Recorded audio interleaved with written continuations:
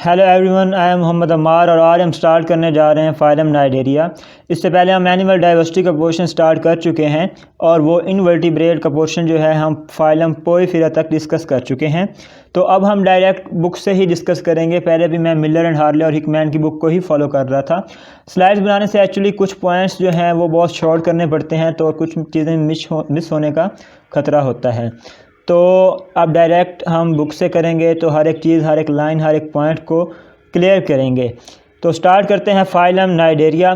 Cnidaria actually Greek word knidos से derived है, जिसका मतलब होता है नेटल या स्टिंगिंग। तो इनके पहले कुछ जनरल करैक्टर्स देखते हैं कि इनमें रेडियल और बायलेटरल सिमेट्री दोनों प्रेजेंट होती हैं। रेडियल सिमेट्री हमें पता है कि वो होती है कि जिसको किसी भी प्लेन से सेंट्रल एक्सिस से डिवाइड किया जा सकता है, और बायलेटरल सिमेट्री वो उन ऑर्गेनिज्म में होती है कि जिनको एक ही प्लेन से डिवाइड किया जाता है और जो उनके दो हाफ लेफ़्ट और राइट हाफ्स होते हैं वो एक दूसरे के मिरर हाफ्स होते हैं, एक दूसरे के सिमिलर होते हैं। इसके अलावा जो है रेडियल सिमेट्री, इसमें इट हैज़ नो एंटीरियर और पोस्टीरियर एंड्स। इसके एंटीरियर और पोस्टीरियर एंड की कोई ख़ास डायरेक्शन नहीं होती, डिपेंड करता है माउथ की डायरेक्शन पे। और माउथ जहाँ पे होगा उस एंड को ओरल एंड कहेंगे, और वो एंड जो माउथ से दूर होगा और अवे फ्रॉम द माउथ उसको हम एबोरल एंड कहेंगे। और ये जो रेडियल सिमेट्री होती है ये सेडेंट्री एनिमल्स के लिए बेनिफिशियल होती है, एडवांटेजियस होते हैं। सेडेंट्री एनिमल्स वो होते हैं जो कि स्टेशनरी एनिमल्स होते हैं, क्योंकि उनके जो होते हैं सेंसरी रिसेप्टर्स वो all over the body distributed होते हैं और वो किसी भी डायरेक्शन से आने वाली स्टिमुलाई को रिस्पॉन्स कर सकते हैं। इसके अलावा नाइडेरियंस जो है इनकी तकरीबन 9000 स्पीशीज़ हैं, जिसमें से मोस्टली मैरीन हैं। बाकी कुछ जनरल करैक्टर्स देखते हैं नाइडेरियंस के। ये रेडियल और बायलेटरल सिमेट्री इनमें प्रेजेंट होती है। इसके अलावा डिप्लोब्लास्टिक होते हैं, दो बॉडी लेयर्स होती हैं, एक्टोडर्मिस एंड एंडोडर्मिस। इसके अलावा दरमियान में मेसोग्लिया प्रेजेंट होता है, गैस्ट्रोवैस्कुलर कैविटी होती है, नर्व नेट होता है इनमें, और कुछ स्पेशलाइज्ड सेल्स होते हैं जिन्हें हम नाइडोसाइट्स कहते हैं, जो कि जिनका पर्पस होता है डिफेंस के लिए, फीडिंग के लिए या अटैचमेंट के लिए। सरफेस से अटैचमेंट करना हो तो वो इस पर्पस के लिए यूज़ होते हैं। आगे हम देखते हैं बॉडी वॉल एंड निमेटोसाइट्स। इससे पहले ये एक टेबल दिया गया है फाइलम नाइडेरिया का, जिसमें उसके क्लासेस के नेम बताए गए हैं। Class hydrozoa, scyphozoa and class staurozoa, class cubozoa and class anthozoa. ये सारी क्लासेस जो हैं फाइलम नाइडेरिया की हैं। अब देखते हैं इसकी बॉडी वॉल एंड निमेटोसिस्ट। जैसा कि पहले बताया कि ये डिप्लोब्लास्टिक होते हैं, टू बॉडी लेयर्स प्रेजेंट होती हैं इनमें। जो एक्टोडर्म होती है वो give rise to the outer layer and form the epidermis. Diagram में आप देखें 9.8। एपिडर्मिस जो है ये एक्टोडर्म से ओरिजिनेट हुई है, और ये जो गैस्ट्रोडर्मिस है ये एंडोडर्म से ओरिजिनेट हुई है, और इनके दरमियान में ये स्मॉल थिन लेयर जो है ये मेसोग्लिया की है। अब इनमें जो सेल्स प्रेजेंट होते हैं एपिडर्मिस और गैस्ट्रोडर्मिस में, उनका जो फंक्शन होता है वो हर एक सेल स्पेसिफाई होता है protection, food gathering, coordination, movement, digestion and absorption के लिए। और जो ये मेसोग्लिया दरमियान में प्रेजेंट हैं, जो इनके सेल्स जो हैं ये एपिडर्मिस और गैस्ट्रोडर्मिस दोनों से ओरिजिनेट होते हैं। तो ये थी उनकी लेयर्स इसकी, जो कि डिप्लोब्लास्टिक है। और इसके बाद हम देखते हैं इनके सेल्स का, जो कि निमेटोसाइट्स हैं। निमेटोसाइट्स जो एपिडर्मल और गैस्ट्रोडर्मिस दोनों में पाए जाते हैं, और इनको और ये स्ट्रक्चर प्रोड्यूस करते हैं जिनको हम क्या कहते हैं, नाइडा। नाइडा क्या है? It is a fluid filled intracellular capsule enclosed by the hollow tubules. Here we can see in the diagram. ये जो ब्लू शेप में कैप्सूल नज़र आ रहा है, जो कि जिसको एक ट्यूब ने रैप कर रखा है, इसको निमेटोसाइट्स कहते हैं। इस पूरे सेल को नाइडोसाइट कहते हैं, और इसके ऊपर एक कवर होता है जिसको ओपर्क्यूलम कहते हैं। यहाँ पे ये कवर है और ये सेल जो है निमेटोसाइट्स इसके अंदर है, डिस्चार्ज अभी नहीं हुआ। और फिगर बी में हम देखें अगर, तो ये हमें ओपर्क्यूलम वाज़े नज़र आ रहा है, ये जो कि बाहर की तरफ है। ओपर्क्यूलम के अपोजिट साइड पे एक और स्ट्रक्चर होता है जिसे हम नीडोसिल कहते हैं। नीडोसिल वो स्ट्रक्चर है जिसके स्टिमुलाई होने से ये बाहर आता है। It's x just like a trigger. जिस तरह गन का ट्रिगर प्रेस करते हैं और उसमें से बुलेट बाहर आ जाती है, तो इसी तरह जब इसको स्टिमुलस मिलता है तो ये भी एज स्टिमुलस एक्ट करता है, रिस्पॉन्स करता है, और इसमें से ये पूरा सेल और ये ट्यूब जो है इसकी बाहर आ जाती है।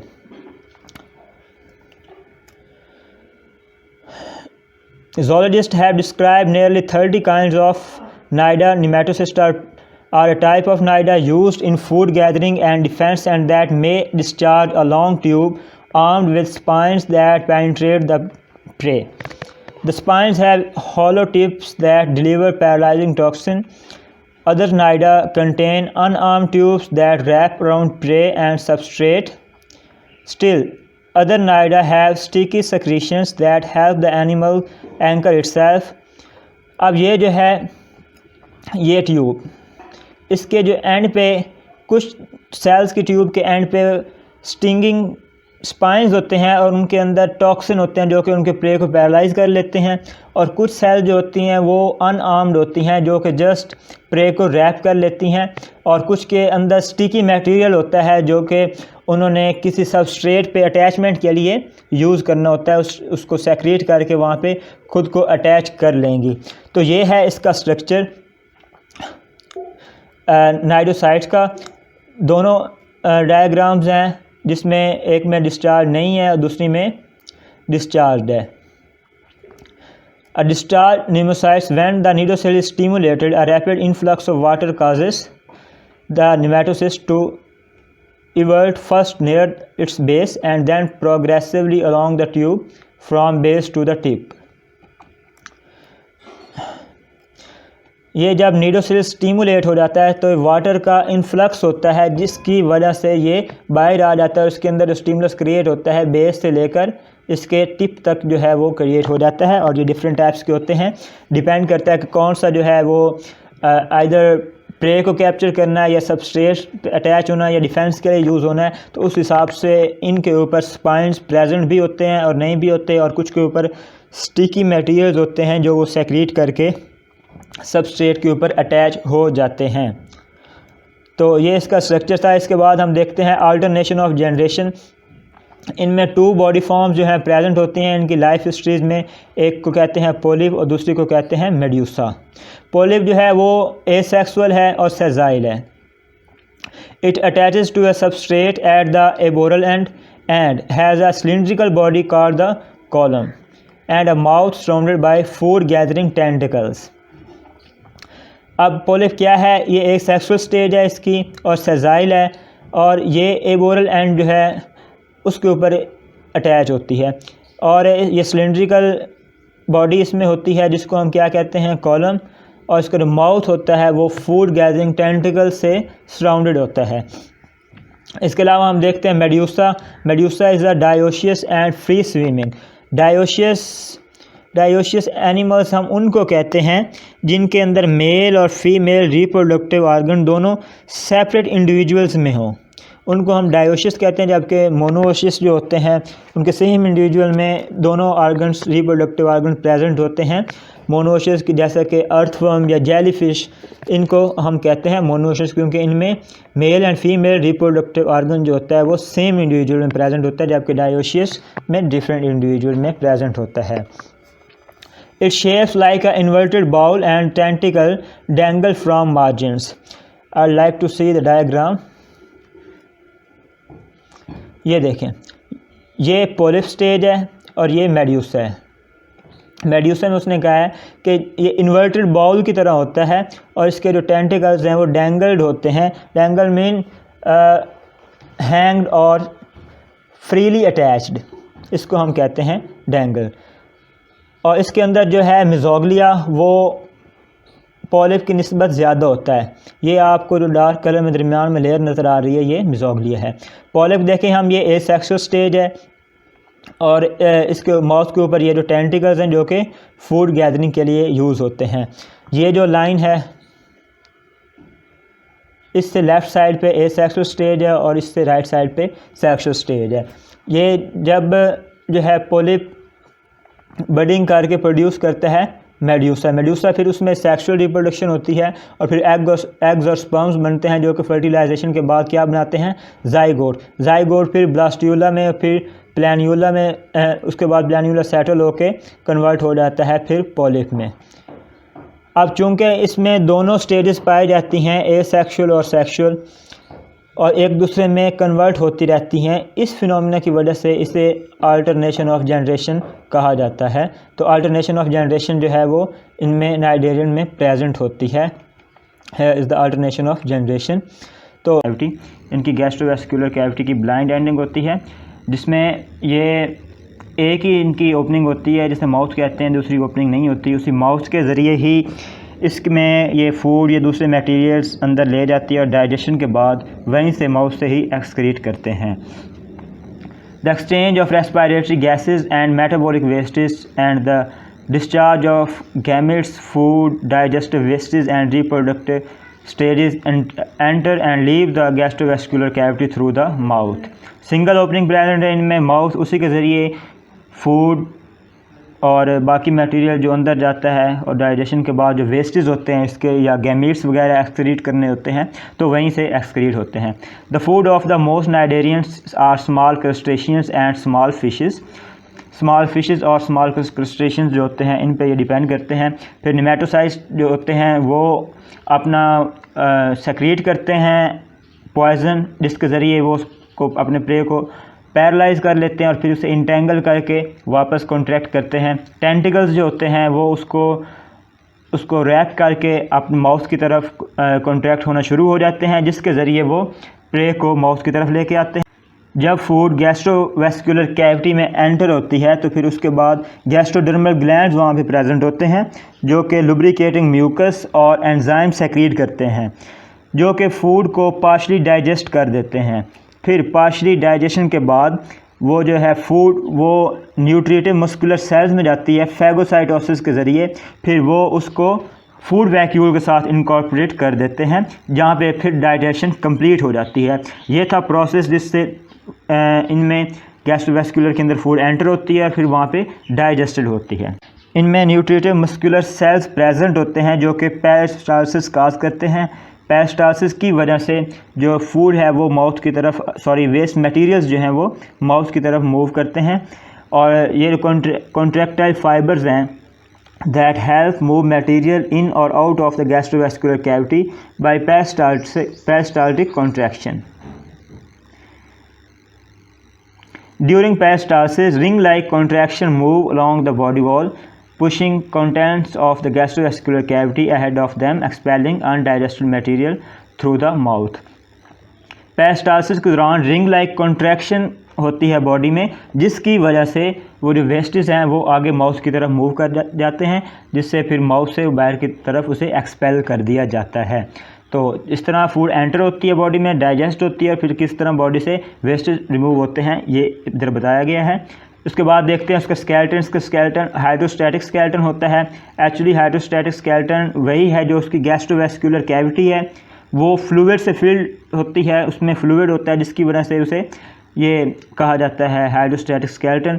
इसकी वजह से इन्हें बियॉन्सी ऑफ वाटर की वजह से भी सपोर्ट हासिल होती है। Buoyancy of water, buoyancy mean up thrust movement of water, इसकी वजह से भी इन्हें कुछ सपोर्ट हासिल होती है। तो इसके बाद इनका अपना हाइड्रोस्टैटिक स्केलेटन भी होता है।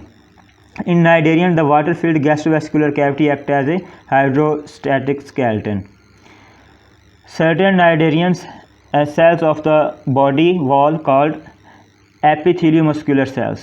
अब इनकी जो बॉडी वॉल के सेल्स होते हैं उन्हें क्या कहते हैं, एपिथेलियोमस्कुलर सेल्स, और ये कॉन्ट्रैक्टाइल होते हैं और लोकोमोशन या मूवमेंट में हेल्प करते हैं। ये दो तरह के होते हैं, लॉन्गिट्यूडनल एपिथेलियोमस्कुलर सेल्स और सर्कुलर एपिथेलियोमस्कुलर सेल्स। अब पोलिप में जब उसका माउथ क्लोज होता है टेंटिकल की वजह से, हमें पता है पोलिप का सिलिंड्रिकल बॉडी शेप होती है, उसका माउथ ऊपर की तरफ होता है, फिर टेंटिकल जब उसे क्लोज कर लेते हैं, क्लोज इसलिए करते हैं ताकि वाटर लॉस ना हो। क्लोज करने के बाद उसके अगर जब लॉन्गिट्यूडनल एपिथेलियोमस्कुलर सेल्स कॉन्ट्रैक्ट करेंगे एक साइड से, सिलिंड्रिकल बॉडी शेप होती है, एक साइड से जब उसके लॉन्गिट्यूडनल एपिथेलियोमस्कुलर सेल्स कॉन्ट्रैक्ट करेंगे तो उस साइड से वो शॉर्ट हो जाएगा और वो उसकी बॉडी उस तरफ बेंड हो जाएगी। इस तरह जब बॉडी बेंड होगी तो क्योंकि उसका माउथ क्लोज है इसलिए वाटर लॉस नहीं होगा। अगर उसका माउथ ओपन होगा तो वो कोलैप्स कर जाएगा, उससे वाटर लॉस हो जाएगा। इसी तरह जो उसके हैं सर्कुलर एपिथेलियोमस्कुलर सेल्स, वो जब कॉन्ट्रैक्ट करते हैं किसी भी बॉडी सरफेस पे या बॉडी पार्ट पे, तो वहाँ से वो बॉडी जो है कॉन्ट्रैक्ट हो जाती है और इलोंगेट हो जाती है जब सर्कुलर एपिथेलियोमस्कुलर सेल्स कॉन्ट्रैक्ट करते हैं। तो इस तरह जो उसके अंदर वाटर है वो कंप्रेस हो जाता है, या अगर माउथ ओपन हो तो वाटर वहाँ से एक्सक्रीट हो जाता है। तो ये मेथड है पोलिप में, जिसकी वजह से वो फॉरवर्ड और बैकवर्ड मूव करता है। Polyp use a variety of form of locomotion. They may move by somersaulting from base to tentacles and from then tentacle to base again.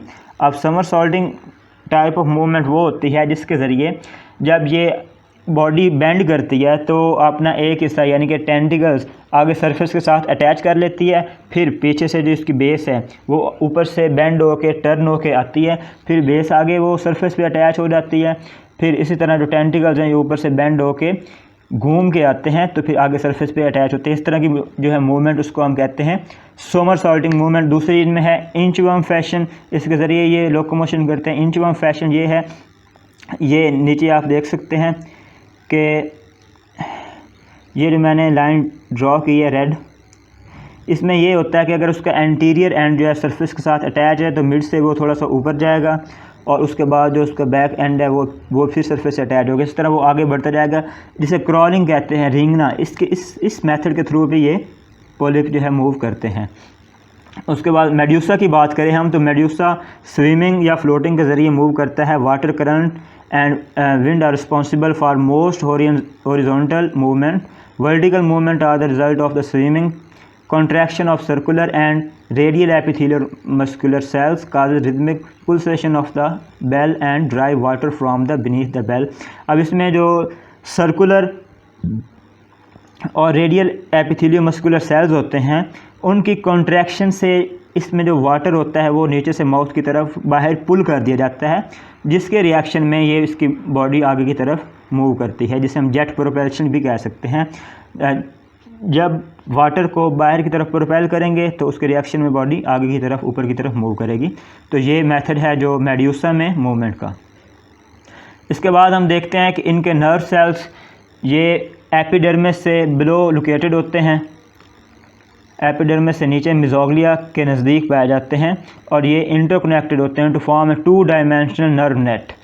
अब ये नर्व नेट बनाते हैं 2 डायमेंशनल, जो कि पूरी बॉडी में नर्व इम्पल्स कंडक्ट करता है। डिपेंड करता है स्टिमुलस पे। अगर स्टिमुलस वीक होगा तो नर्व इम्पल्स वीक जनरेट होगी, अगर स्टिमुलस स्ट्रॉन्ग होगा तो नर्व इम्पल्स स्ट्रॉन्ग जनरेट होगी। फॉर एग्जांपल अगर वीक है स्टिमुलस तो नर्व इम्पल्स ऐसी जनरेट होगी कि सिर्फ जो उसके हैं टेंटिकल्स वही विदड्रॉ होंगे। अगर स्ट्रॉन्ग स्टिमुलस है तो पूरी एंटायर पोलिप ही विदड्रॉ हो जाएगी। ये डिपेंड करता है स्ट्रेंथ ऑफ स्टिमुलस पे। इसकी जो है बॉडी, उसके ऊपर सेंसरी स्ट्रक्चर्स प्रेजेंट होते हैं, जैसा कि टच और बाकी केमिकल डिटेक्टिंग स्ट्रक्चर पूरी बॉडी पे प्रेजेंट होते हैं। इसके अलावा cnidarians have large surface area to volume ratio. इनके वॉल्यूम के लिहाज से सरफेस एरिया बहुत ज़्यादा होता है। जो सेल्स होते हैं एक दूसरे के करीब लोकेटेड होते हैं, एक दूसरे से दूर नहीं होते। और जो oxygen, carbon dioxide and nitrogenous wastage ये जो एक्सचेंज होते हैं ये उन सेल्स के दरमियान, चूँकि वो करीब होते हैं इसलिए डिफ्यूजन से ही एक्सचेंज हो जाते हैं। तो ये है। इसके बाद हम देखते हैं इनमें रिप्रोडक्शन, ये इसके मेंटेनेंस फंक्शन थे अब तक जो कि हमने तरतीब से सारे देखे हैं। अब रिप्रोडक्शन देखे हैं। Most cnidarians are dioecious. Dioecious वो होते हैं जिनमें अलग अलग रिप्रोडक्टिव पार्ट्स प्रेजेंट होते हैं अलग अलग ऑर्गेनिजम्स में। स्पर्म्स एंड एग में रिलीज इनटू गैस्ट्रोवेस्कुलर कैविटी और the outside of the body. Gastrovascular cavity में भी रिलीज हो सकते हैं और बॉडी से आउटसाइड भी। In some instances egg are retain in the parent until after fertilisation. Fertilisation के बाद भी कुछ केसेस में जो एग है वो पेरेंट्स के अंदर ही रहता है। अर्ली डेवलपमेंट के दौरान ब्लास्ट्यूला बन जाती है, फिर ब्लास्ट्यूला के बाद उसकी जो सरफेस है उसके अंदर जो सेल्स होते हैं वो फिल होके गैस्ट्रोडर्म बनाते हैं। फिर गैस्ट्रोडर्मिस के बाद जो है एम्ब्रियो इलोंगेट होता है और सिलिएटेड फ्री स्विमिंग लार्वा बना देता है, जिसे प्लैन्यूला कहते हैं। ये आपने माइंड में रखना है कि इसका लार्वा क्या नाम है, planula. Planula attaches to a substrate interior cells split into form the gastrovascular cavity and a young polyp develops. Planula जो होता है वो खुद को सरफेस के साथ अटैच कर देता है, सबस्ट्रेट के साथ अटैच कर देता है, फिर उसमें फर्दर ग्रोथ होती है, इसके बाद एक यंग पोलिप बन जाता है।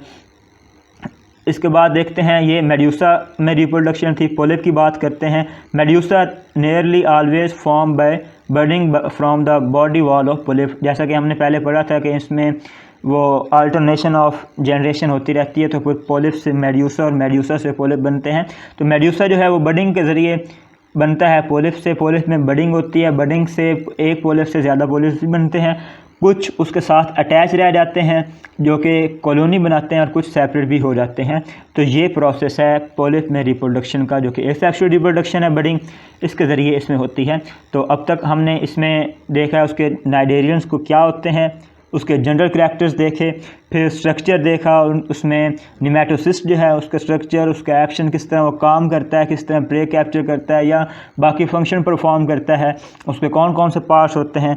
फिर उसके बाद हमने उसके मेंटेनेंस फंक्शंस देखे हैं आज, और इसके बाद रिप्रोडक्शन देखी है दोनों में, पोलिप और मेड्यूसा में। यहाँ तक ये कंप्लीट हुआ। इसके बाद हम स्टार्ट करेंगे नेक्स्ट वीडियो में इसकी क्लासेस, जिसमें सबसे पहले क्लास हाइड्रोजोआ जो वो डिस्कस करेंगे। Thank you so much for watching the video.